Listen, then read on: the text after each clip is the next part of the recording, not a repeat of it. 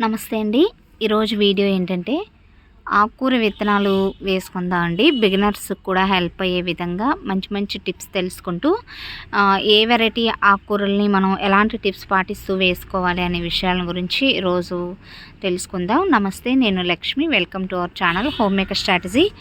ఆకుకూర విత్తనాలు నార్లు వేసుకోవటానికి మనకి టబ్స్ కొంచెం లోతు తక్కువ, వెడల్పు ఎక్కువ ఉండేటట్టుగా సెలెక్ట్ చేసుకోవాలన్నమాట. ఎందుకంటే ఎక్కువ లోతు అనేది అవసరం లేదు, పైన వేర్లు ఉంటాయి కాబట్టి. అందులోనూ మనం విత్తనాలు వేసిన 20 నుంచి 25 రోజుల లోపు హార్వెస్ట్కి వచ్చేస్తాయి కాబట్టి ఎక్కువ లోతు అవసరం లేదనమాట. చిన్న చిన్న కంటైనర్స్లో కూడా చాలా బాగా పెరుగుతాయండి. ఇక్కడ నేను 50 రూపీస్ బ్లాక్ టబ్స్ వెడల్పుగా ఉంటాయి చూసారా, అవి యూస్ చేస్తున్నాను. లేదంటే 8 అంగుళాలు, కనీసం ఒక 6 నుంచి 8 అంగుళాలు లోతు, వెడల్పు ఇంకా మన ఇష్టం అనమాట, ఎంతైనా ఉండొచ్చు. కొంచెం లోతు తక్కువ, వెడల్పు ఎక్కువ ఉంటే మనకి ఆకుకూరలు చాలా బాగా పెరుగుతాయి అన్నమాట. అలాగే ఆకుకూర విత్తనాలు నార్లు వేసుకునేటప్పుడు మనం మట్టిని కలుపుకునే విధానం పైన కూడా మనం తీసుకునే హార్వెస్ట్లు అనేవి ఆధారపడి ఉంటాయండి. మట్టి అనేది ఎప్పుడు కూడా చక్కగా ఫర్టైల్గా, సారవంతంగా ఉండాలన్నమాట. 1% మట్టి, 1% ఎరువు, 1% కొబ్బరి పొట్టు, ఈ 3 సమపాలలో తీసుకుని చక్కగా ఆకుకూరల్ని మనం నార్లు అవి పోసుకోవచ్చు. ఒకవేళ మీ ఏరియాలో అంటే ఏ మట్టి దొరికితే ఆ మట్టి తీసుకుని 1% తీసుకోండి. అలాగే 1% ఎరువు, ఈ ఎరువు ప్లేస్లో మీరు వర్మీ కంపోస్ట్ యూస్ చేయొచ్చు. ఆవు ఎరువు కానీ, గేదె ఎరువు, మేక ఎరువు, లేదా కిచెన్ వేస్ట్తో తయారు చేసుకున్న కంపోస్ట్, ఇలా కూడా మీరు యూస్ చేసుకోవచ్చు అనమాట. విత్తనాలు వేసుకుంటూ మిగిలిన టిప్స్ అనేవి తెలుసుకుందాం. అయితే అలా ఆకుకూరలు వేసుకునేటప్పుడు కంటైనర్స్ అంటే మట్టిలో కొద్దిగా వేసుకుని కూడా యాడ్ చేసుకుంటే డ్రైనేజ్ అది ప్రాపర్గా ఉంటుంది. అలాగే ఆకుకూరలు కూడా పడిపోకుండా కొంచెం మంచిగా పెరగటానికి ఇసుకను కలుపుకోవటం అనేది ఒక మంచి పద్ధతి అండి. ఫస్ట్ నేను ఇక్కడ 4 రకాల ఆకుకూరలను వేస్తున్నాను. తోటకూర, కొత్తిమీర, చుక్కకూర, పాలకూర అనమాట. ఫస్ట్ తోటకూర. ఏ రకం ఆకుకూర విత్తనాలు వేసుకున్నా కూడా మనం మట్టిని ఫస్ట్ ఏంటంటే బాగా తడిపేసుకోవాలి. మట్టిని బాగా తడుపుకున్న తర్వాత మనం విత్తనాలు వేసుకోవటం వల్ల మట్టిలో ఉండే ఎయిర్ గ్యాప్స్కి విత్తనాలు మనం వేసుకున్నవి తడుపుకోకుండా వేసుకుంటే మట్టిలో ఉండే ఎయిర్ గ్యాప్స్ వల్ల విత్తనాలు లోపలికంట వెళ్ళిపోయి అవి మొలకలు రావడానికి కష్టపడాల్సి వస్తుంది అనమాట. సో ఫస్ట్ టైం కొంచెం ఎక్కువగా వాటర్ పోసుకుని బాగా తడిపేసుకోండి. అన్ని కంటైనర్స్ కూడా ఇలా తడిపేసుకుని తర్వాత మనం విత్తనాలు వేసుకోవాలి. డ్రైనేజ్ హోల్స్ అనేవి కంపల్సరీగా చేసుకోవాలండి. 1, 2 కాకుండా ఎక్కువ ఎక్స్ట్రాగా ఉండాలన్నమాట. ఒకసారి మీకు చూపిస్తాను. ఇదిగోండి, మనం వేసుకున్న వాటర్, ఎక్సెస్ వాటర్ అనేది ఈ డ్రైనేజ్ హోల్స్ నుంచి ఇలా కిందకు వచ్చేయాలన్నమాట. ఎప్పుడైతే ఇలా డ్రైనేజ్ హోల్స్ నుంచి కిందకి ఎక్స్ట్రా వాటర్ వచ్చేస్తుందో మట్టిలో అవసరమైనంత తేమ మాత్రమే ఉంటుందండి. మనం వేసుకున్న ఇటు సైడ్ కూడా అంతే, చూసారా, ప్రతి కంటైనర్లో కూడా ఎక్స్ట్రా వాటర్ అనేది ఇలా డ్రాప్స్ కిందకు వచ్చేయాలి. ఫస్ట్ టైం కాబట్టి నేను ఇలా కొంచెం ఎక్కువగానే వాటర్ పోస్తున్నాను.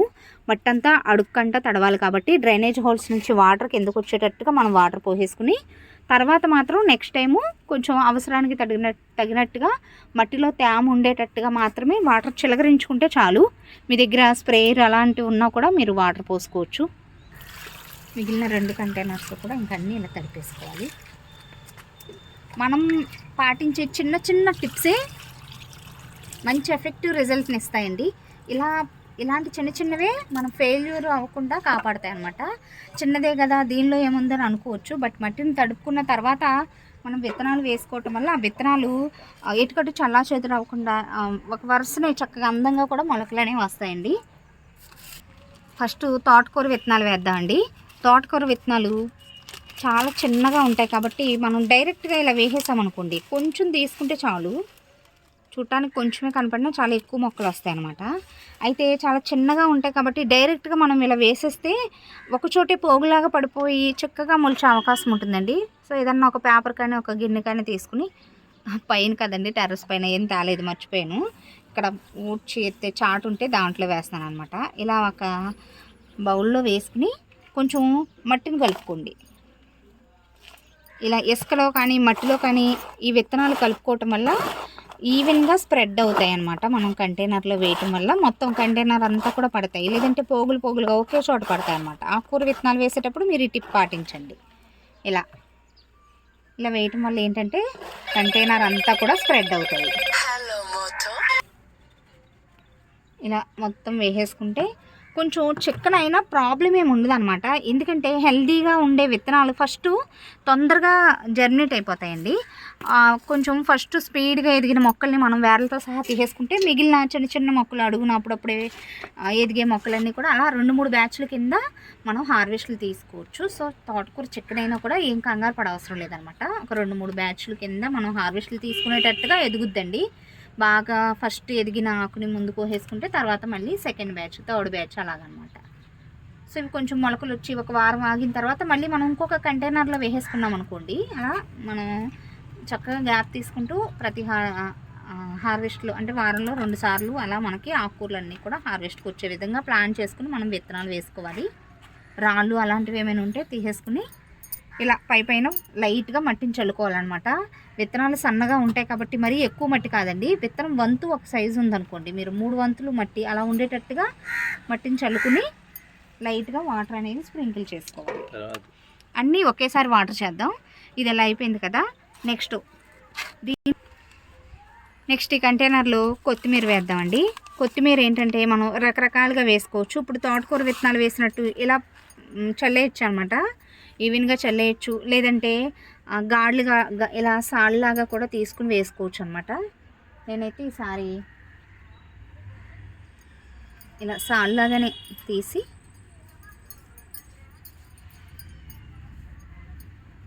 వేసుకోవాలి. మట్టిని నింపుకునేటప్పుడే మరీ పైకంట కాకుండా కొంచెం ఈ 2 అంగుళాలు ఈ గ్యాప్ ఉండేటట్టుగా లోతు తగ్గించి, అంటే ఈ గ్యాప్ ఉండేటట్టుగా మట్టిని నింపుకుని మీరు విత్తనాలు అవి వేసుకుంటే ఆ మొక్కలు ఎదిగేటప్పుడు ఈ అంచు అనేది సపోర్ట్గా ఉంటుందండి. చిన్న చిన్న టిప్స్ అనమాట. మనం పాటిస్తే తప్పకుండా ఫెయిల్యూర్ అనేది లేకుండా చక్కగా హార్వెస్ట్లు తీసుకోవచ్చు సక్సెస్ఫుల్గా. సో ఇలా గాడుల్లాగా తీసుకుని దగ్గరగా వీడియోలో చూపిస్తున్నట్లుగా ఇలా దగ్గరగా విత్తనాలు వేసుకోండి. కొత్తిమీర విత్తనాలు జర్మినేట్ అవడానికి కొంచెం టైం పడుతుంది అనమాట. ఇలా దగ్గరగా వేసుకోవటం వల్ల విత్తనానికి మధ్య సపోర్ట్ ఉండి మొక్కకి మధ్య పడిపోకుండా ఎదుగుద్దండి. విత్తనాలు ఎప్పుడు కూడా కొంచెం ఫ్రెష్గా ఉండాలన్నమాట. నిలవ విత్తనాలు మొలకలు అవి రావండి. సో నేను లాస్ట్ టైం కూడా కొత్తిమీరని వేసాను, అప్పుడు మిగిలినవి చూద్దాం. అయినా పర్వాలేదండి, బాగానే ఉన్నాయి. విత్తనాలు ఎప్పుడు కూడా మనం ఇంట్లో ఉండే ధనియాలతో నార్లు వేసుకుంటే కొత్తిమీర వస్తుందా రాదా అని కూడా ఒక డౌట్ ఉంటుంది. కొత్త ధనియాలు అయితే తప్పకుండా మొలకలు వస్తాయండి. సో పాతవి కాకుండా కొత్త ధనియాలు వేసి చూడండి. విత్తనాలు మంచివి అనుకోండి, ధనియాల్లో మంచి నాణ్యతగానే ఉంటాయి. అవి బద్ద చేసినా బద్ద చేయకపోయినా మొలకలనే వస్తాయి. మనం కావాలంటే ఈ పక్క మట్టి కూడా ఇలా జరిపేసుకోవచ్చు, బట్ నేను కొంచెం ఇలా మట్టితో కవర్ చేస్తున్నాను అన్నమాట.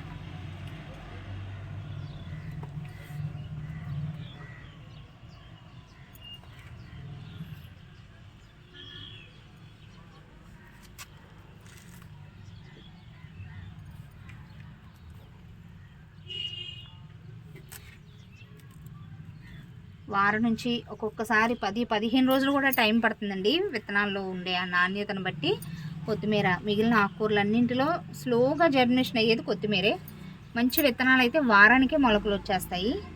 సో ఇది శీతాకాలం బెస్ట్ సీజన్ అండి కొత్తిమీరకి. చాలా బాగా మొలకలనే వస్తాయి, బాగా ఎదుగుతుంది కూడా పడిపోకుండా. అన్నింటికి ఒకేసారి వాటర్ చేద్దామన్నా కదా. చుక్కకూర కూడా ఇందాక నేను చూపించినట్టుగా పాలకూర ఒకేసారి విత్తనాలు తెచ్చుకుని ఇలా జిప్లాక్ కవర్లో పెట్టేసుకున్నాం అనుకోండి, పాడవు అనమాట. ఇది కూడా మరీ చిక్కగా కాకుండా కొంచెం ఇవి కూడా ఎక్కువే. మొత్తం ఈ కంటైనర్ అంతా అన్నింటి మీద ఒక 10 మొక్కలు ఉన్నా చాలండి. పోసే కొద్దీ కూడా గుబురుగా పెరుగుతుంది. సో కొంచెం వేడవేడంగానే పోస్తున్నాను, చాలండి.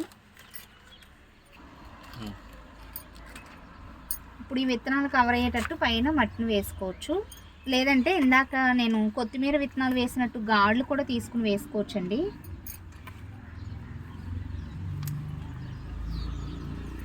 వెడవెడంగా కూడా నాటుకోవచ్చు అనమాట. నేను పాలకూర చూపిస్తాను.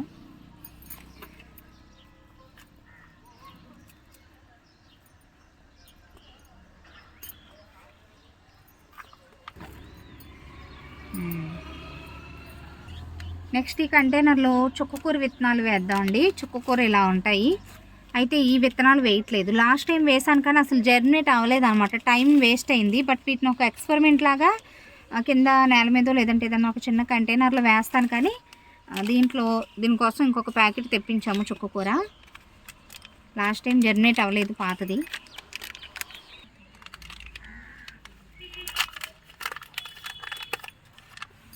చుక్కకూర కూడా చాలా సింపుల్ అండి. మనం 2 సార్లు కింద వేసుకోవచ్చు. ఇవి ఇంకొక బ్యాచ్ కింద వేద్దాం. ఒక 15 రోజులు, ఒక 10 రోజులు ఆగి. ఇదేంటంటే కోస కొద్దీ కూడా ఇంకా గుబురుగా పెరుగుతుంది. ఇలా కొంచెం వెడవెడంగా నాటుకుంటే చాలన్నమాట. దీంట్లో కూడా అంతే, ఒక 7-8 మొక్కలు వచ్చినా చాలండి. కోస కొద్దీ కూడా గుబురుగా వస్తుంది. అలాగే పెస్ట్లు కూడా రావన్నమాట. పుల్లగా ఉండటం వల్ల మరి ఏమో తెలీదు, పెద్దగా పెస్ట్లు రావండి. చాలా సింపుల్గా పెంచుకోవచ్చు అన్నమాట.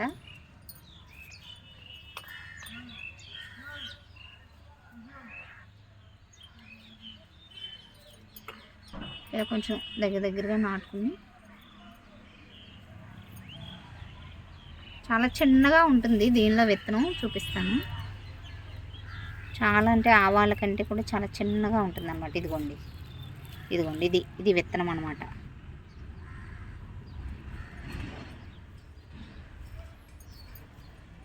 అన్నీ అలా సపరేట్ చేసి వేయలేం కాబట్టి ఇలా కొంచెం దగ్గరగా.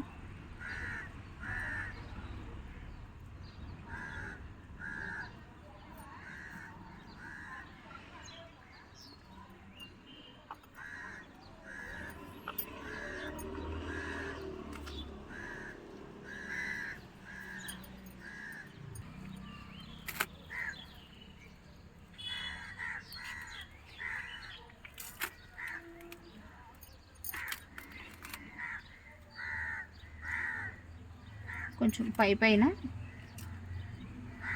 చల్లుకోవటమే. మొత్తం కూడా వాటర్ చేసుకుందామండి. ఇలా ఆకుకూరలు వేసుకున్నప్పుడు మీరు ఒక వాటర్ బాటిల్ మూతకి హోల్స్ లాగా చేసుకుని షవర్ లాగా చేసి వాటర్ చేస్తే పడిపోకుండా ఉంటాయన్నమాట కొత్త వాళ్ళకి. నెక్స్ట్ టైం నేను చూపిస్తాను షార్ట్ రూపంలో. లాస్ట్ టైం వీడియోస్లో కూడా నేను మీకు చెప్పాను. సో ఇలా లేదంటే ఇలా స్లోగా వాటర్ని ఇలా వేళ్ళతో స్ప్రింకిల్ చేసుకోవాలన్నమాట. ఇంకా శీతాకాలం చాలా బాగా పెరుగుతాయండి ఆకుకూరలు. ఫెయిల్యూర్ చాలా తక్కువగా ఉంటుందన్నమాట. ఎందుకంటే వర్షాకాలం అనుకోండి, ఏ టైంలో వర్షం పడుతుందో తెలియదు. ఎప్పుడన్నా మనం ఇలా విత్తనాలు వేసిన వెంటనే వర్షం వచ్చిన కంటైనర్స్ని వర్షంలో వదిలిపెట్టేసినా తేమది ఎక్కువైపోయి చనిపోయే అవకాశాలు ఎక్కువగా ఉంటాయన్నమాట వర్షాకాలం. అలాగే ఎండాకాలం ఆ ఎండలకి చిన్నగా ఉంటాయి కాబట్టి మొలకలు పడిపోయి అవి కూడా చనిపోయే అవకాశం ఉంటుంది. బట్ శీతాకాలం చాలా ఫేవరబుల్గా ఉంటుంది అనమాట. కండిషన్, వాతావరణం చాలా ఏమంటారు సహకరిస్తుందండి ఆకుకూరలకి. సో బ్యాచ్లుగా విత్తనాలు వేసుకోండి. మళ్ళీ ఒక వారం ఆగి మళ్ళీ ఇప్పుడు వేసిన అన్ని రకాలు మళ్ళీ ఇంకొక కంటైనర్స్లో వేసుకుంటే చక్కగా కంటిన్యూస్గా ఆకుకూరలు అనేవి హార్వెస్ట్కి వస్తాయి. సో ఇదండి రోజు వీడియో ఎలా అనిపించిందో కామెంట్ సెక్షన్లో తప్పకుండా తెలియచేయండి. మీకు ఇంకేమైనా డౌట్స్ ఉన్నా కూడా కామెంట్స్లో అడగచ్చు. Thanks for watching.